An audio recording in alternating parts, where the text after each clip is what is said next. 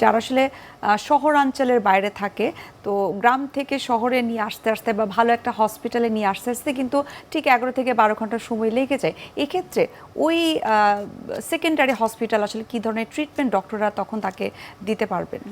আসলে 12 ঘন্টার পরে আসলে আমরা কনভেনশনাল ম্যানেজমেন্ট দিব, দেখবো যে তার স্ট্রোকটাকে আমরা টাইপিং করবো যে এটা কি তার মস্তিষ্কের রক্তক্ষরণ হয়েছে না মস্তিষ্কের রক্তনালী ব্লক হয়ে ইসকেমিক স্ট্রোক হয়েছে। অনেক সময় আরও অন্যরকম স্ট্রোকও হয়, ভেনাস স্ট্রোক বা আরও কিছু রেয়ার স্ট্রোক আছে। এটা আমরা টাইপিং করবো তার সিটি স্ক্যান অথবা এমআরআই করার মাধ্যমে। তারপর প্রত্যেকটা স্ট্রোকের ম্যানেজমেন্ট আলাদা, সেই আলাদা প্রোটোকল অনুযায়ী আমরা তাকে ম্যানেজমেন্ট শুরু করবো। অনেক সময় স্ট্রোকের কিছু অপারেশন লাগে, বিশেষ করে রক্তক্ষরণজনিত যেসব স্ট্রোকগুলো, সেগুলো সাবআরাকনয়েড হ্যামারেজ যদি হয় বা ইন্টারসেরিব্রাল হ্যামারেজ যদি হয়, তাদের কিন্তু অনেক সময় রক্তনালীর চাকা থাকে, অনেক সময় অনেক রকম ব্লিডিং ডিসঅর্ডার থাকে, সেক্ষেত্রে অপারেশনের প্রয়োজন হতে পারে।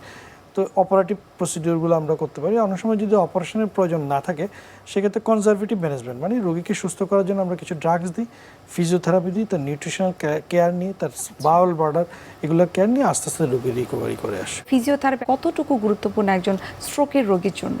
একটা রোগী যখন স্ট্রোক করে তখন he or she is in the centre of attention of whole family and whole relative. যখন একটা মানুষ স্ট্রোক করে তখন কিন্তু সে সবার একদম অ্যাট্রাকশনের সেন্টারে চলে যায়, সবাই তার জন্য যা করতে পারবে তার চেয়ে একটু বেশি করার চেষ্টা করে হসপিটালে। কিন্তু রোগীটা যখন হসপিটাল থেকে ডিসচার্জ হয়ে যায় তখন কিন্তু দেখা যায় যে তাকে আর দীর্ঘ সময় ধরে সেবা দেওয়ার মতো তেমন কোনো লোক থাকে না। তো আজকে আমরা সেই বিষয়টাই আলোচনা করতে চাচ্ছি যে স্ট্রোকের রোগীরা যখন বাসায় যায়, স্ট্রোকের পরবর্তী যে চিকিৎসা সেটা কিন্তু অপারেশন গুরুত্ব আছে, এবং ওই সময়টাই কিন্তু রোগীর ফিজিওথেরাপির ভূমিকা কিন্তু অপারেশন। বলে যে স্ট্রোকের ইমিডিয়েট ম্যানেজমেন্টে ওষুধ, সার্জারি এগুলোর ভূমিকা বেশি, কিন্তু স্ট্রোকের পরবর্তী চিকিৎসায় কিন্তু ফিজিওথেরাপির ভূমিকা ইভেন অফ ড্রাগসের চেয়েও ভালো।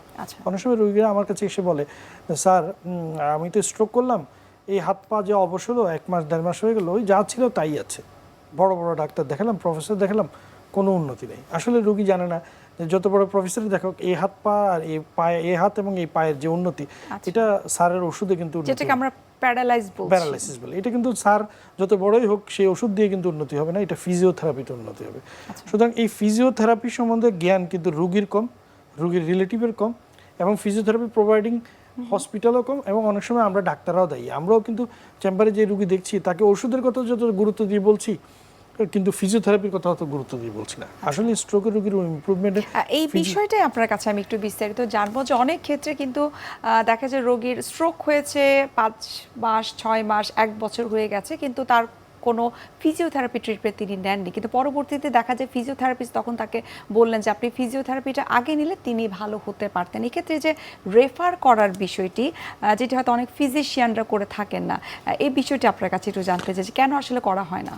এটা আসলে ফিজিশিয়ানদের অনেকগুলো প্রবলেমই থাকতে পারে। একটা হচ্ছে কি দ্য ল্যাক অফ নলেজ। অনেক সময় ফিজিশিয়ান নিজেই ফিল করে না যে ফিজিওথেরাপির গুরুত্ব কী। আর মেডিকেল নলেজ তো কন্টিনিউয়াস মেডিকেল এডুকেশন। আপনি যত বড় ডিগ্রিধারী হন, আপনি যদি কন্টিনিউয়াস পড়াশোনা না করেন তাহলে কিন্তু আপনি আপডেটেড থাকবেন। অনেক প্রথম কারণ হচ্ছে ফিজিশিয়ান নিজেই জানে না যে এটার গুরুত্ব কী।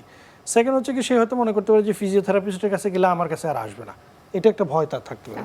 3 নাম্বার, ফিজিওথেরাপি দিতে কিন্তু আমাদের দেশে তো মেডিকেল ইন্স্যুরেন্সের পরিমাণ খুব কম। ফিজিওথেরাপি দিতে কিন্তু ফিনান্সিয়াল একটা বার্ডেন আছে, অনেক সময় রুগীরাও এটা নিতে রাজি হয় না। এইসব কারণে মানুষজন রেফার করতে চায় না। কিন্তু বেসিক্যালি স্ট্রোক পরবর্তী যে পক্ষাঘাত বা প্যারালাইসিস, এটার উন্নতি ওষুধে হয় না, এটার উন্নতি পুরোপুরি ফিজিওথেরাপি।